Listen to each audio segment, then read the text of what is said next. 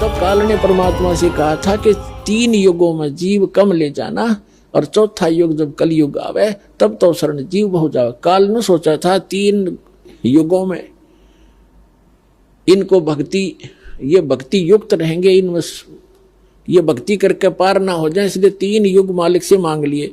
वो तो चतुर न्यू बना था, भाई चल 3 युग में इनकी भक्ति का नाश करवा दूंगा मैं, और फिर ये बन जाएंगे भिखारी कलयुग में, और फिर नकली संत पंथ भेजकर जैसे ये अन्य पूजाएं देवी देवता और मंदिर की बनवा के इनको गलत साधना पर लगा दूंगा।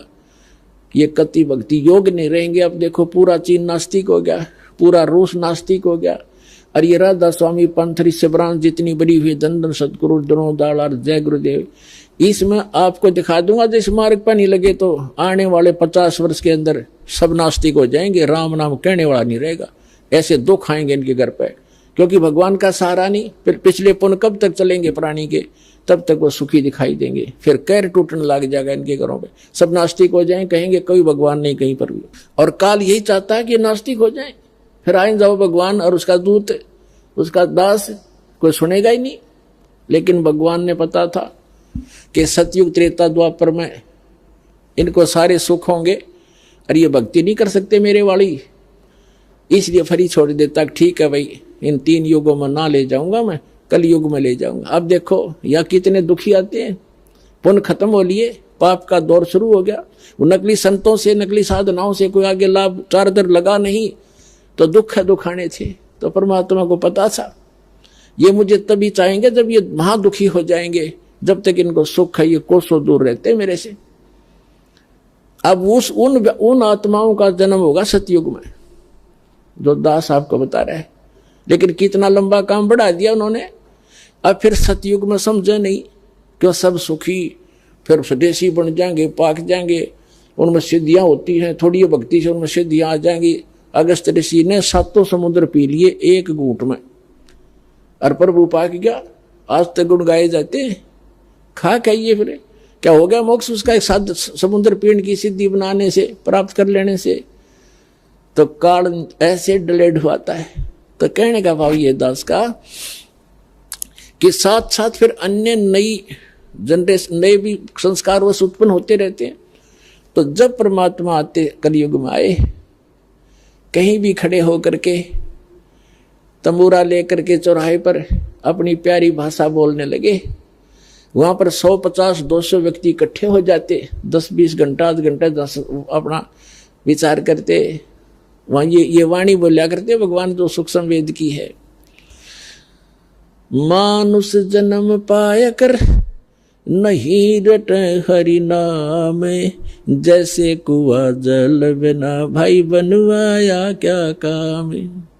सर्व सोने की लंका थी वो रावण से रणधीरम, एक पलक में राज विराजी जम के पड़े जंजीरम। मन तू सुख के सागर बसरे भाई और न ऐसा यसरे। अब ये वाणी रात्मा के सीधी जाकर लगे तो वहां बैठे भगत, उनमें से 20, 30, 50 आकर चरणों में बैठ जाते।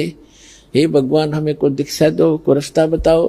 तो इस प्रकार परमात्मा के 64 लाख शिष्य हो गए थे। 64 लाख उस समय, आज से 600 वर्ष पहले, और उनको सुख दिए। फिर उनको ये प्रथम मंत्र के 5 नाम दिया करते थे दाता। इन 5 नामों का गाटा जोड़ दिया इन दूसरे पंथ नकलिया ने। इनके ये 5 नाम बिना समझ में आए, रंकार ओंकार ज्योत स्वरूप निरंजन सतनाम और फलाना नाम वट देने लगे।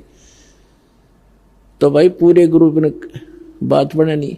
तो कहने का भाव दास का ये है कि मैं रोवत हूं सृष्टि को, ये सृष्टि रोवे मोहे। गरीबदास इस योग को समझ न सकता कोई। अब जैसे परमात्मा 600 वर्ष पहले आए थे तब हम अशिक्षित थे। 64 लाख से सोना कोई बालकों का खेल नहीं है, ना कोई मीडिया था, ना कोई प्रचार साधन था। कैसे हुई? एक दिन में 1000 जगह प्रकट हो जाते थे परमात्मा, और सबको समझाते थे, उनको सुख देते थे। क्योंकि सबको इतना सुख दे दिया कि वो समझ में नहीं आया करते। उनके ये संत के आशीर्वाद से मुझे ऐसा लाभ हो गया, नाम लेते इतने सुख होने लगे। तो 964 लाख हुए थे, लेकिन उनको ज्ञान नहीं था, अशिक्षित थे। जब सुख हुआ तो सुख हुआ तो सुख है, फिर कोई भी आ गया, अरे यो क्या, ये तो क्या जाने भगवान के बारे में, अशिक्षित है, दुल्हा है, ऐसा है, छोटी जाति का है। तो कुछ सुख होते ही ये आत्मा, ये काल, इसका दाव लगता है। परमात्मा कहते हैं इसे सुख का आग लगे, जो नाम हृदय ते जावे, और बलिहारी उस दुख के जो पल पल नाम रटावे। वो दुख भी वो सुख भी हमारे लिए दुखदायक, वो हमारा दुश्मन बन जाता है। जो उस सुख की हमें जरूरत नहीं, भगवान जो आपसे दूर करे। इतना कष्ट दिए रखना दाता, तेरी याद बनी रहे, हमें समझाना चाहते हैं।